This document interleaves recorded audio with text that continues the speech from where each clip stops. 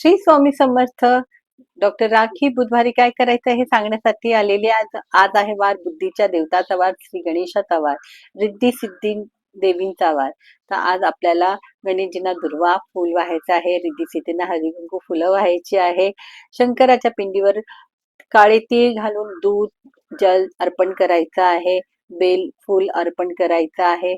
आपल्या कुलस्वामिनीला हळदी कुंकू लावायचं आहे. आज विशेष म्हणजे इंदिरा एकादशी आहे आणि या एकादशीला आपण श्राद्ध एकादशी सुद्धा म्हणतात. आज श्राद्धाचे दिवस चालू आहेत आणि आजच्या बुधवारी एकादशी आली म्हणजे विष्णू हरी नामाचा जप करणं आवश्यक आहे व विष्णू सहस्त्रनाम बोलणं आवश्यक आहे किंवा वाचा ऐका.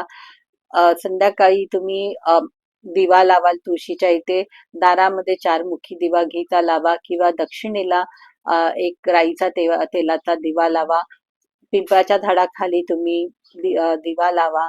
पिंपळाच्या झाडाला जल द्या, त्याच्यात थोडे काळे तीळ घाला.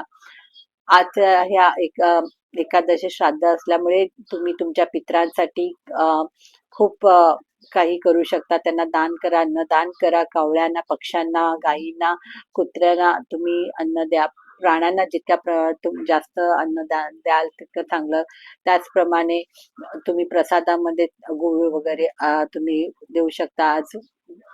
आज आहे बुधवार, त्याच्यामुळे हिरव्या वस्तूंवर जास्त भर दिला जातो. तर तुम्ही गाईला चारा द्या किंवा पालकची भाजी वगैरे तुम्ही देऊ शकता.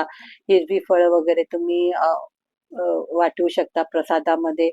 अशा प्रकारे आजचा दिवस तुम्हाला साजरा करायचा आहे. हिरवी इलायची गणपती बाप्पाच्या इथे इलायची, दूध आणि साखर असा तुम्ही प्रसाद तुम्ही अर्पण म्हणजे देऊ शकता.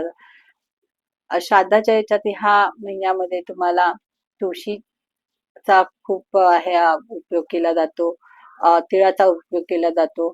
कारण हे जे घटक आहे, गूळ आहे, हे सगळे घटक आहे हे आपल्या पित्रांना आवडणारे आणि पित्रांना खुश करतात. काळे तिळांना खूप महत्व दिलं जातं, गुळाला महत्व दिलं जातं. तर आपले पित्र आपल्याला काही रागवले असेल तर त्याच्यात क्षमा मागायची असेल तर नक्कीच तुम्ही काळे तीळ आणि गुळ अर्पण करा. त्यांच्याकडून क्षमा मागा. त्यांच्या आवडेल ते दानामध्ये द्या. आपल्या घरामध्ये बनवा. त्यांच्या श्राद्धाचा नैवेद्य कावळ्यांना घाला. ज्याने ते आपल्या तृप्त होतील आणि आपल्याला आशीर्वाद देतील. आपल्या जे संकट चालू आहे आपल्या कुळांवर, आपल्या पिढीवर, आपल्या परिवारवर ते दूर करण्यासाठी त्यांच्याकडे प्रार्थना करा आणि झालेल्या काही चुका असतील मागच्या पुढच्या त्याच्यावर क्षमा मागा. क्षमा मागितल्या नक्कीच ते तुम्हाला क्षमा करतील आणि तुमच्या घरातील अडीअडचणी दूर करण्यास मदत करतील. त्यांचे आशीर्वाद तुम्हाला लाभतील तर तुमची पुढची पिढी आणि तुमचा वंश वाढण्यास मदत होईल. तर नक्कीच हे उपाय करा. छोटे छोटे उपाय आहेत, नक्कीच करा. या श्राद्धामध्ये जे जमेल ते दान करा. श्री स्वामी समर्थ.